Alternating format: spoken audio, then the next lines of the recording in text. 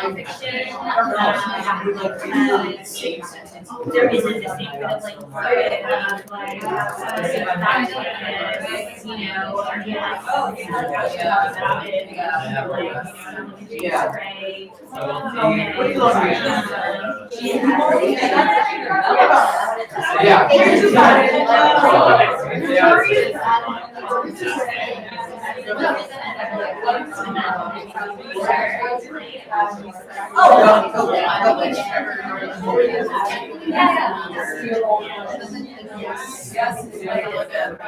yeah, I don't know, maybe it's just like tricking yourself and being like,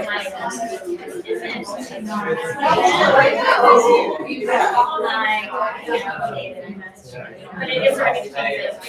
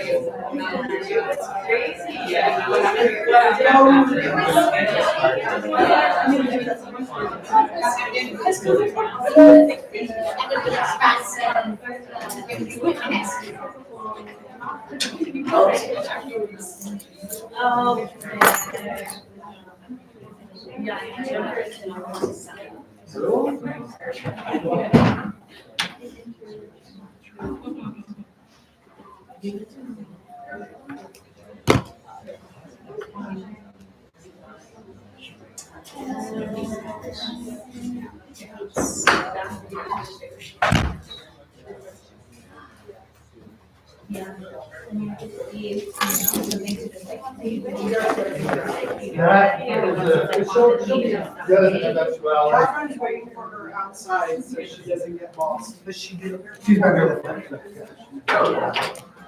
All right, oh, microphone on. Hello. Hello. Thank you.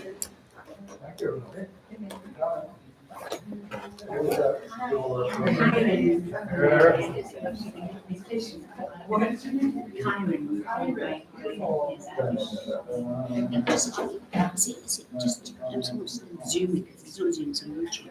Is it just Carol's writing now and Carol's critical studies? Creative writing. Creative writing.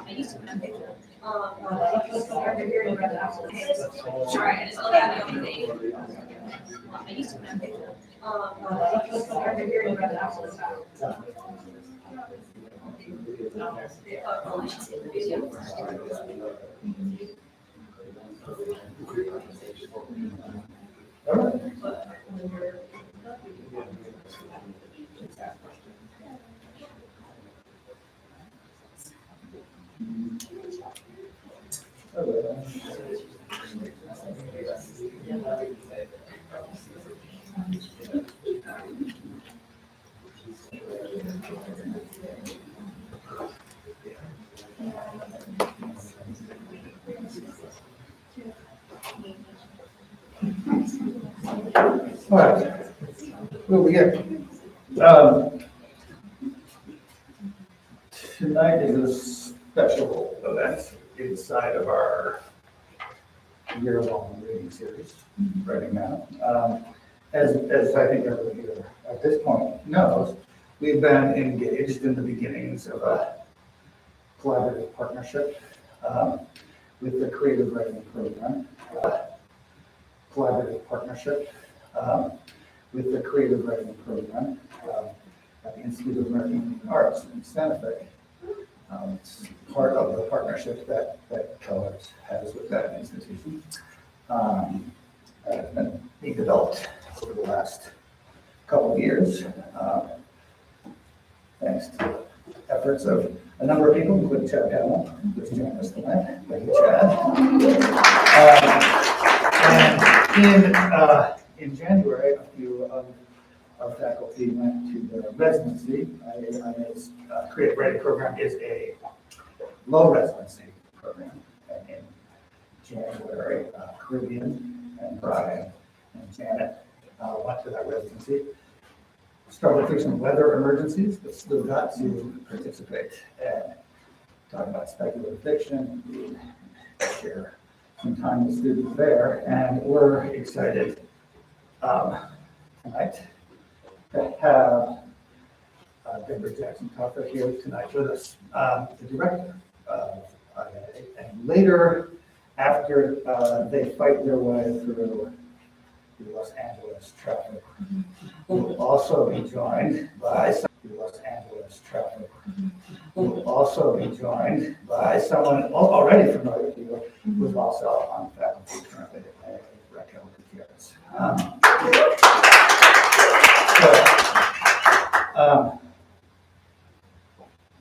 And we're grateful that Raquel will be able to come tonight. Dick was supposed to, we were unable to, but we hope to someday be able to host these weeks that might perhaps via Zoom to give you all a chance to spend some time with her tremendous poetry. Tonight's reading is also organized kind of around the theme of one of our, I know, sometimes too confusing thematic concentrations. Tonight's is documentary strategies. And I think we're going to have a pretty exciting night to think about what that might mean, particularly in the genre of nonfiction. And I think that along the lines that I think there are a lot of great import for a lot of you looking at earlier phases. And certainly historically to this program. I know that many of you are deeply interested in the artful and organic intertwining of intimate personal experience and personal archives with what we can call the sedimented contingencies of what we call history and culture and identity. And I think we're in for an evening of exactly that tonight, in a very good way. Deborah's new memoir, Whiskey Tender, just out now from HarperCollins and getting a lot of attention out in the world, much merited.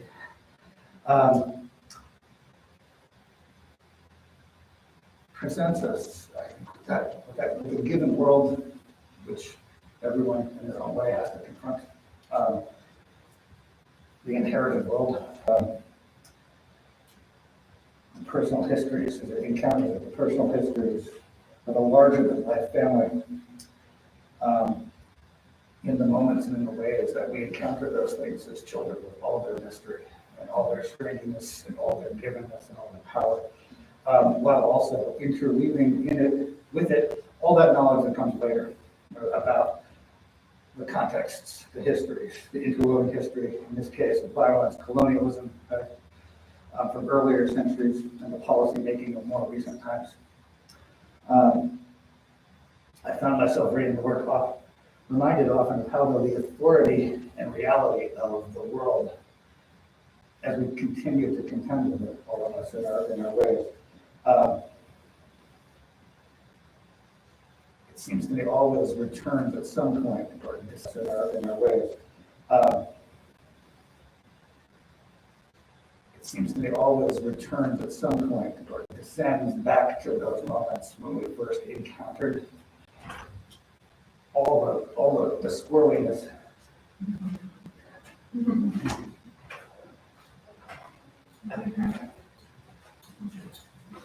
I think it was the squirreliness of power structures, right, given to us in the authority of like, that's how things are, but already, but it's so present with their weirdness. That's the childhood imagination is to, I feel like I'm being able in Deborah's work to continually go back to the moments when those things appeared and then analyze them and then go back to them.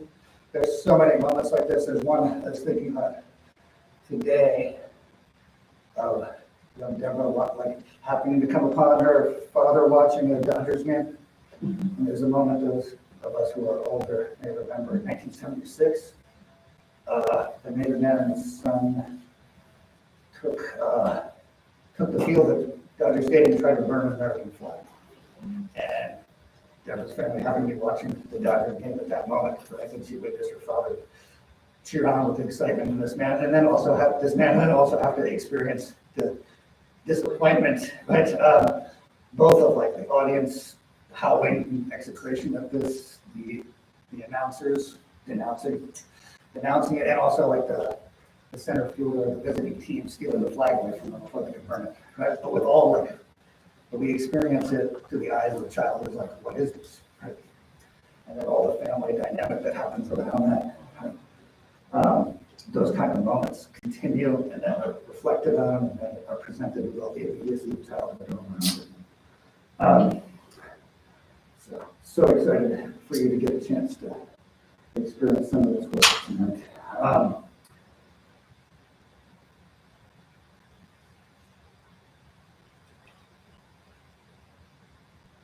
Raquel will join us afterwards, but, and I think that many of you are more familiar with Raquel's work than I am because I didn't know that Raquel was coming. So very recently. But it's been exciting to talk with someone about that work and about the way that work intertwines embodied experience, right? Immediate embodied personal experience. And what I was hearing from people is that what was particularly thrilled about that work is how seamlessly or organically it intertwines that with theoretical reflection upon those circumstances, right? In a way that doesn't feel like it withdraws into the abstract.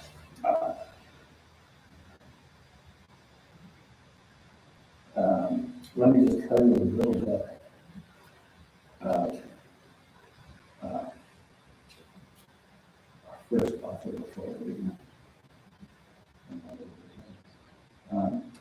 Deborah Taffa's book, Whiskey Tender, that I mentioned, has been named to several best lists already. Over Daily, Elle, the New York Times, the Washington Post, and Esquire, with fellowships from the National Endowment of the Arts, PEN America, McDowell, and the New York State Summer Writers Institute. Deborah received her MFA from the nonfiction writing program at the University of Iowa, a citizen of the Quasan Nation, and lives in Pueblo. And in Pueblo, she is the director, as I said, of the MFA program at the Institute of American Indian Arts in Santa Fe. We're very excited to have Deborah with us tonight. Remind you that also we have a chance to sit around together and share food and talk about things that we might do together. At 9 o'clock, we'll have some food. And also remember at 10 a.m. On Zoom that we have talk with the wrong subject. Thank you, Deborah.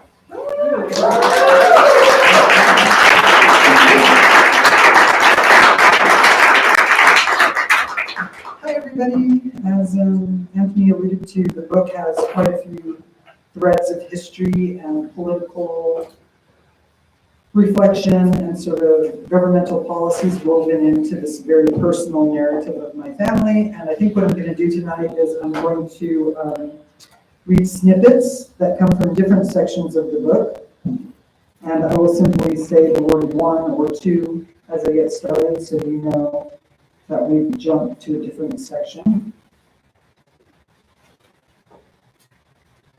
The last time I went home to the reservation was for my mother's funeral. My father was driving, and as we crossed the southern Arizona desert following the transport van that carried her body, I fell into a sandstorm dream. Dust flew, obscuring the highway, and small pebbles pecked the car like hail. I was driving alone in my dream, and I wanted to keep up with my mother, but the wind blew the sand so thick it darkened the earth, and I had to slow down because the steering wheel pulled through my hands. Though I knew the car might crash into the Badlands, I did not feel afraid. Instead, the sand flying into the headlights mesmerized me, making me forget who I was, where I was, why I started on this journey. There was no transport van with my mother's body before me, just the wind and darkness and a sense of wonder, the same feeling I had in my earliest years when the earth and the elements and the tiniest creatures were miracles. The storm stopped, and I descended from the car. The sun hung high and blazing, and I looked down the highway to spot a lake shimmering on the empty road. Awake, I would have known the water was a mirage on the empty road.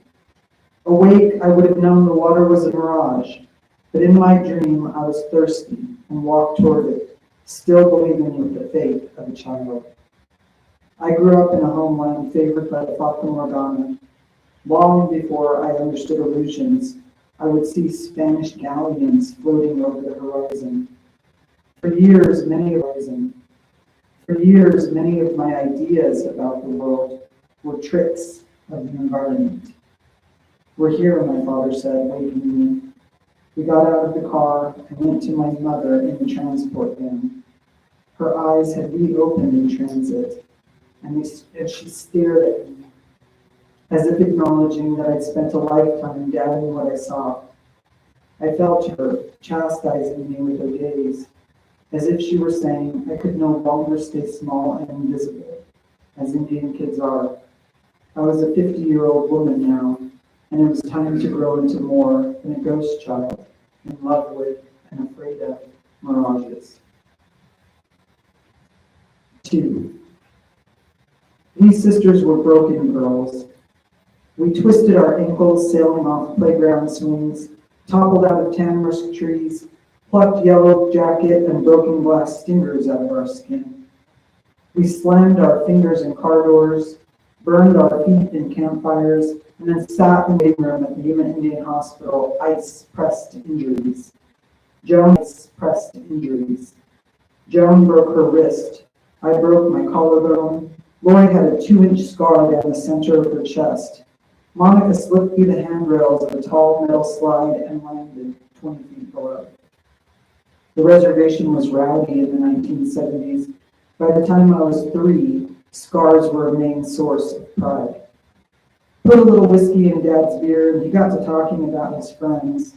Crushed under a fast-moving train, stabbed in the chest during an alley fight, propped against a tree at a public park with a hot needle sticking out an arm, killed in a landmine explosion in Vietnam. Mom tried to shush Dad when he told us his stories, but he said we needed to know the truth if we were going to survive, to hear how tough the world could be.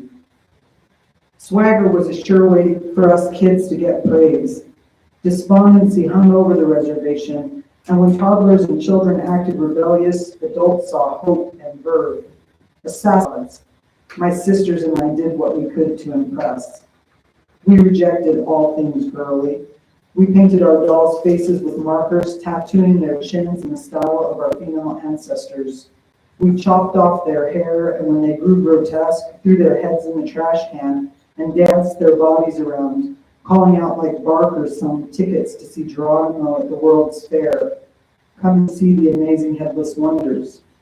We were unruly Indian girls, not the friendly Thanksgiving Day types who knew how to cook and behave. Our mother said it was too late to teach us any manners. Dad always said, broken bones grow back stronger, raising us the same way his older brother Gene raised him. The father's job was to control the pace of the world's wounding, to dole out the pain in slightly bigger doses over time, so that his kids would learn not to break under pressure. This is what I think of when I think of my sisters and me growing up. We didn't get anything for free, and we blossomed because of it. Blood flowering into bruises, skin thick and ripened under the Sonoran desert sun. 3. When my parents left their wedding reception, Mom was sober. Dad, of course, drove. He sped toward 4th Avenue, the main thoroughfare in Yuma, cutting into the opposite lane on corners, fishtailing with a groom's finesse. Mom grew scared. She hiked up her wedding dress, reached her long leg over his thigh, and stomped the brake with her high heel shoe. The tires locked up. The car swung wide to the right before spinning them all the way around to the left, showing them the surprised expressions of people in other cars. It was like we were riding on the tilt-a-whirl at the Yuma County Fair, Mom said. The car slammed into the side of a busy downtown bar. The Plymouth's front end was mangled. Steam poured out of the radiator. It was a Sunday afternoon in April 1963, and the day was still light. Afternoon drinkers came flowing out of the bar's smoky interior like rice throwers out of a cathedral in a haze of incense and prayer. Being the eldest of 15 kids had made Mom conspicuous in this small town, and the bar was her father Juan's favorite, so some of the regulars and barflies realized she was a Herrera girl and wanted to know if she was okay. Sirens started up in the distance. A couple of biker chicks helped Mom out of the car, and she stood with them on the sidewalk in front, staring at the damaged headlight and hood. In her hurry to get out, she caught the train of her wedding dress in the door, and it had ripped. When she saw the torn fabric, she started crying, she told us. I could see your dad through the window of the car with his forehead rested on the wheel, and I knew exactly what he was thinking. Dad was from the Yuma Reservation, across the train tracks and river, and he was worried the town cops were going to book him again. But when the cops pulled up at the accident scene and looked at Mom, plopped on the curb and a puff of white satin mascara running down her cheeks, they decided to be merciful and let Dad go. Mom said they felt sorry for her because she was a good, local Catholic girl who married a crazy Indian. When Dad walked in the front door and heard her telling us the story, he laughed and said she was wrong. He said the cops let him go, not because they pitied her, but because Mom was beautiful and pretty people got away with shit. He pulled off his black boots and lifted his holy socks onto the coffee table. He put his arm around her and said getting away scot-free on their wedding day was the first sign Mom's work charm would work magic in his life, like a lucky rabbit's foot or a powerful tattoo. He reminded Mom how romantic he'd been at their wedding, how he refused to let her sisters decorate the car with do-it-yourself flowers because the phony tissue paper looked too common for a woman of her caliber. Instead, he and his brothers had performed a top-secret midnight operation, sneaking into St. Thomas Indian Mission's garden on the reservation, where they cut a bunch of roses to string over the roof of the car. Mom groaned, "Don't brag about stealing from the church." But the two of them laughed, and Dad went in the kitchen to grab a snack. Mom's protestations never fooled me. She loved the memory of the stolen roses, as well as Dad's claim that her beauty swayed the cops. But what made her light up especially was the way he called her his lucky charm. This is how my parents twisted bad things around, seeing the appearances of events in funhouse mirrors, stretching memories tall and pretty when they were really goofy and squat. They knew a story could be told in various ways, and this is how they chose to shape theirs, and how they would teach me to shape mine as well, by molding their wedding day car accident into their first blessing as a couple. And this last section is 4. And the only thing you need to know about this is that I got jumped at school. And when I went home, my mother wouldn't listen to what happened. But when my dad came home, he did. And it kind of plays out from there. After the cops left, Dad got a bag of frozen corn out of the freezer and tossed it to me across the table. "Put this on your lip," he told me. As I did my homework, he paced like an agitated mountain lion. He said Mom should have listened to my story, taken me into the school, and confronted Mr. Flynn immediately. Now he would have to drive me the following morning. It would make him late for work, and he didn't like being late for work. I was terrified that my vice principal, Mr. Flynn, would see Dad as a restless native, that pushing back against his rules would get us in trouble and make all my teachers dislike me. Hadn't my parents said people expected us to follow higher standards? Wasn't this the moment to turn the other cheek? I tried to convince Dad that Mr. Flynn wouldn't budge. Then I went down the hall to look in the mirror. The ice had shrunk the size of my lip, and my nose looked fine. Other than a small bruise under my right eye and a massive headache, there was little evidence of the assault. Dad followed me down the hallway and stood in the bathroom door. If he still wants you suspended, he's going to have to stop me from taking you to class. I pictured Dad pushing by Mr. Flynn to take me to biology class. I imagined my classmates gawking as the cops came and handcuffed him for disturbing the peace. It was a nightmare, and I knew I never wanted to play tough girl again. The world was a struggle, but I'd have to find another way to do battle because I didn't have the stomach for cops, violence, and especially for seeing my dad get hurt or in trouble on my behalf. When we pulled up at the school the following morning, it felt like everybody was standing outside. I saw my first crush, Rusty, a popular basketball player who was half Navajo and half white. The first bell hadn't rung, and the students were not allowed inside yet, but Dad dragged me through the doors like he owned the place. The vice principal still hadn't arrived, but his secretary led us into his office, and we sat in the same seats where Juanita and I had sat the day before. A framed photo of Mr. Flynn with his arm around a blonde lady who looked like his sister sat on the desk in front of us. "Is that him?" Dad asked, looking at the picture. "Yes," I said. Just as I answered, Flynn walked into the room. He gave us a gruff hello before beginning a lecture about rules, saying good students didn't require lessons in civility, while bad ones always resisted the teachings that they needed to be upstanding citizens. He spoke like my parents hadn't taught me to respect others, and his rationale, I would discover years later, was the same one the government used when they created Indian boarding schools. White kids were innately civil, while brown kids and brown parents who protested injustices needed to have good manners imposed. The fear I had felt about coming to school that day turned to anger at my vice principal and embarrassment for not trusting Dad to bring me in.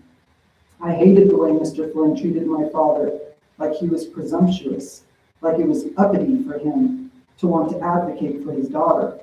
And I was proud of the way Dad kept his anger under control. For the first time in my life, I understood that civility was used to silence less powerful people when they wanted to address a wrong.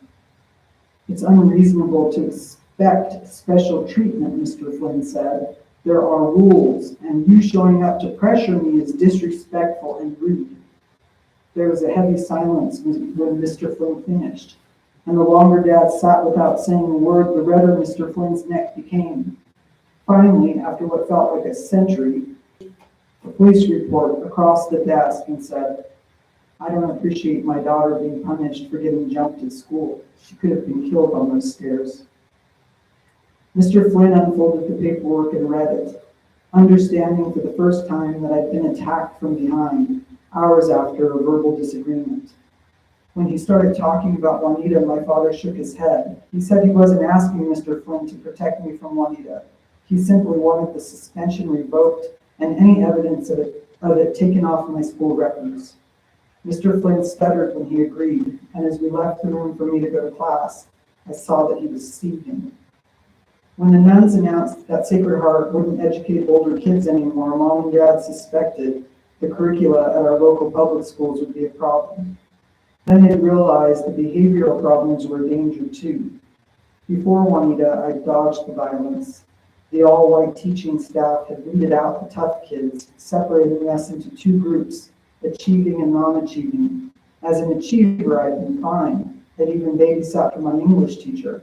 But after getting jumped and said taken off of his truck, As I walked toward biology class, Jose found me and asked how I escaped my suspension. I told him my father said there were rules when it came to fights. He scowled like he thought I was calling Juanita a coward, and I turned away and ran to class. Coach Sanders, the basketball coach, was my biology teacher. He was a transplant from the East Coast. He had us scheduled to start our first lab that day, and as soon as I took my seat, he singled out the native kids for an announcement. The school board was requiring him to offer a research option for those of us who didn't want to do labs. The principal was receiving complaints from your parents, he said. Mr. Flynn met with me and the board, and we conceded that killing insects and dissecting frogs and fetal pigs infringes on native beliefs. A few laughs popped up in the back of the room. I turned around and saw that some of the white boys were shaking their heads and rolling their eyes. I wondered what Coach Sanders thought about the research option. Did he think native traditions were backwards, or did he think we should be allowed to stay out of the lab? It's up to you, Coach Sanders continued. I felt a rush of irritation knowing Mr. Flynn had weighed in on the decision. I imagined him smirking like the boys at the back of the room. But the hatred I felt toward Flynn and the boys changed to anger at myself when I realized I cared what Coach Sanders thought. I wanted to be a defensive starter on his basketball team, and I admired his education as a scientist. Would he think it was stupid if I opted out? The class watched as Coach Sanders went to his desk to write down the names of anyone who wanted to do the research paper instead of the labs. A third of the Navajo kids raised their hands, including Rusty, the half Navajo, half white basketball player who I had a crush on. But I froze up. I just sat there in my chair and let the coach assume that I was confident in my decision. A few weeks later, when I was sent to catch insects, I found that the process both attracted and repelled me. I hated watching them die in the ammonia, but I also liked the knowledge and control that came with pinning each bug to the board with a label. I worked on my bug board for weeks, catching and labeling tiger beetles, velvet ants, camel crickets, back swimmers, stink bugs, walking sticks, sucking louse, and giant silkworm moths. Later in the semester, when my insect project was done, I went ahead with the dissections as well. I dumped my fetal pig out of its stinking formaldehyde bag and took a scalpel to its flesh.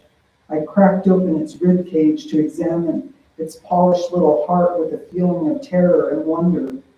Half the Indian kids in my school never saw what was beneath the skin in those fetal pigs, and even though none of my Navajo friends criticized me, I felt worried that they were judging me for my decision. My big sisters laughed when I told them my concerns. They knew some of our Navajo friends had strict ideas about who was authentically native and who wasn't.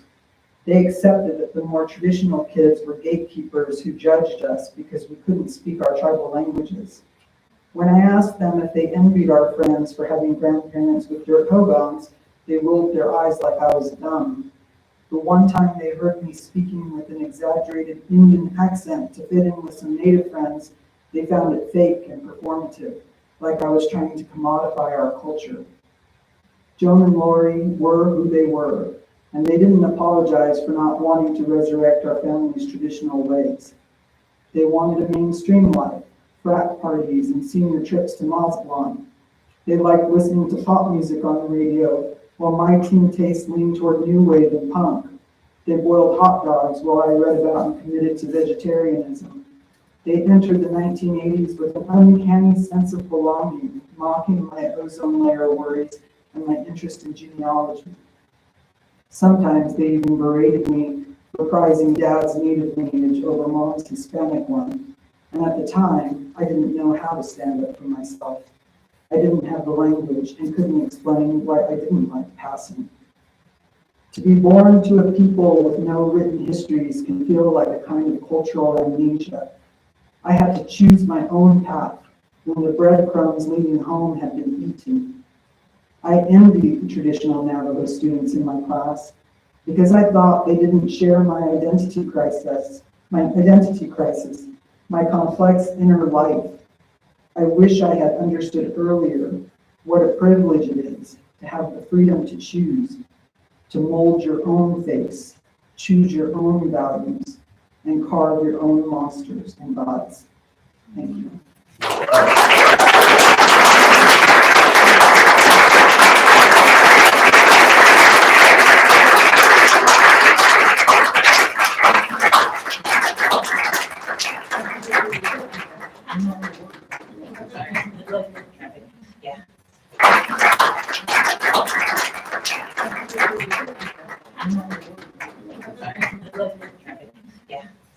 All right.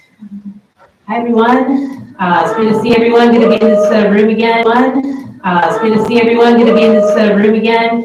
And oh my gosh, these beautiful mountains and hills that I just like spent so much time staring at because we were crawling. How do we do it? How do we do it? This is a really hard relationship. All right, so I'm going to read a bit from this book, Brownie on Perfect Essays, and I was here last year, read in this room with my DS Wiener's class, and it's great to see the other side of Cal Arts in the mix. So this one is Behind the Barrier, Resisting the Border Wall Prototypes as Land Art. And I wasn't sure what I was going to read, but it's going to be election year again. And so it just feels like this man will never go away. So this one starts out in 2018, and I'm at the Otay Mesa entry point to go to Tijuana to go see the prototype, the border wall prototypes that had been up there for over 2 years. And they're not there anymore, but I'm going to get into it later. Behind the Barrier, Resisting the Border Wall. 2018.